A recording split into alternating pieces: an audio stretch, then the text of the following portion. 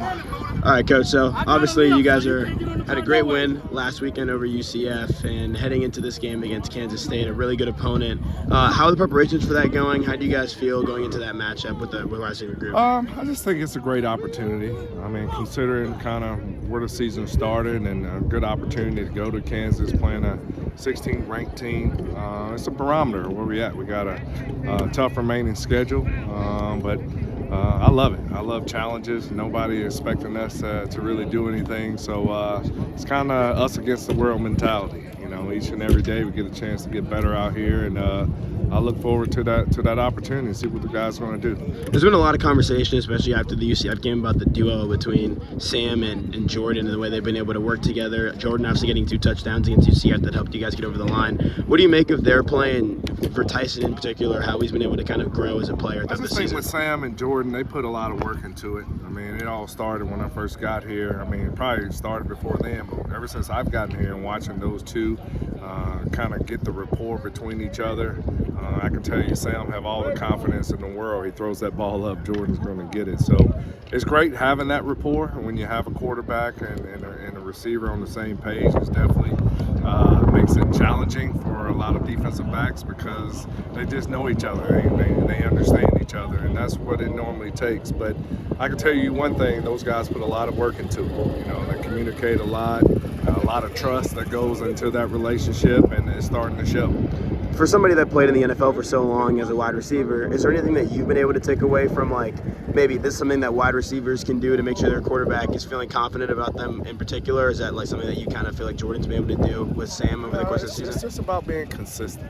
You know, that's really what I'm coaching. You know, I don't want an up and down player. I want a consistent player that day in and day out he comes mentally prepared, physically prepared, and ready to come out here and get better.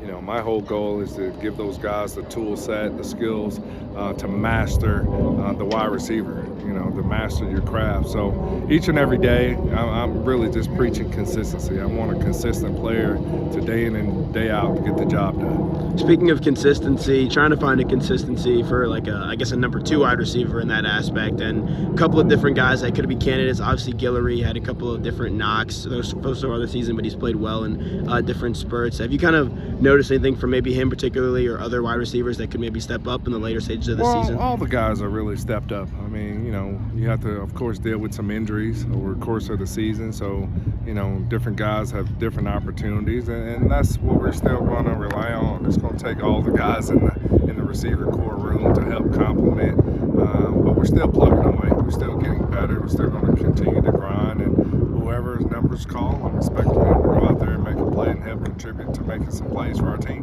Do you have any desires to maybe get other guys more involved as the season gets later in the season in like the wide receiver group? Well, of course we want to get other guys, but you know, at the same time we got to be in the right place, right?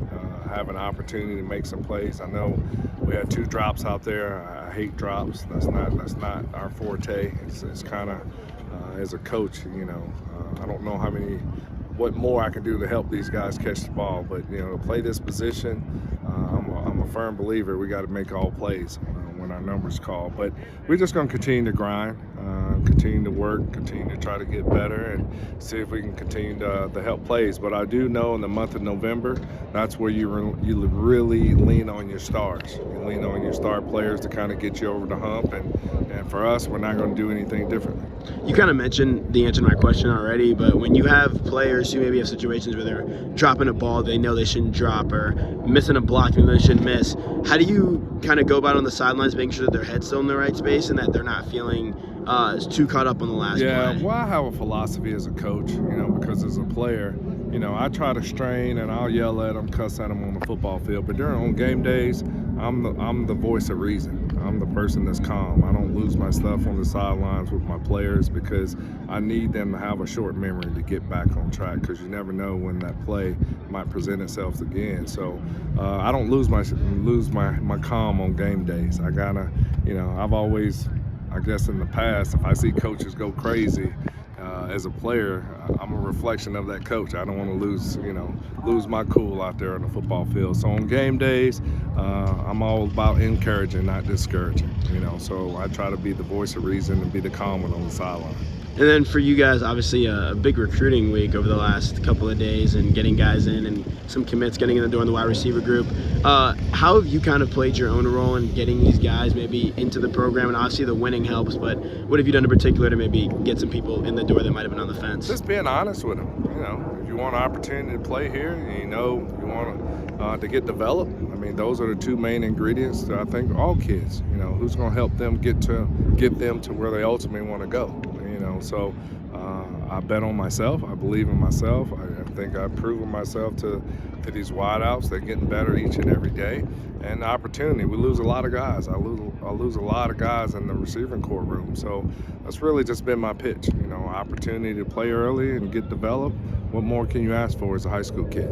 And then on the reverse, what do you look for in a lot of these recruits? What about them stands out, not just like maybe their stats or their numbers, but like as a person or other things you can't really tell as tangibly? Well, I mean, Coach Dilly, I mean, he's all about getting good people. He wants good people, of course. That's the first and foremost that I want. You know, I want a bunch of good dudes in the room, but also I want a bunch of guys who love ball, who love the practice, you know, want to get better each and every day. I'm not one with complainers and always taking blaming others. I want people with accountability that want to come out and work each and every day and work on their craft about getting better. And that's something, just getting to know these kids, knowing kind of their background, knowing where they come from, their family. I think I get a lot to learn about the guys. So the guys that have committed to us, I can tell you one thing, they're good people and they love football, and I can't wait to get the opportunity to work with them. And then last question for you, do you think that part of it, like maybe telling how good of a person some of these kids are and they're growing in themselves as they get older, is that easy for you to kind of tell when you're meeting these guys for a couple times or looking in their background? Well, I talk to all the recruits pretty much on a daily basis. So, you know, over time, you get to feel if it's real or genuine or not. So, you know, in a short period of time that I've been here, I had countless hours of conversation with all our recruits, just making sure that they're the right kids. And I know one thing: we're not going to go beg guys to come here. We want guys that want to be a part of what Coach Kenny's kind of trajectory, kind of the path of where his vision of where he wants this football program to go. And we're gonna go recruit good guys who want to be a part of that. All right, thanks, Coach.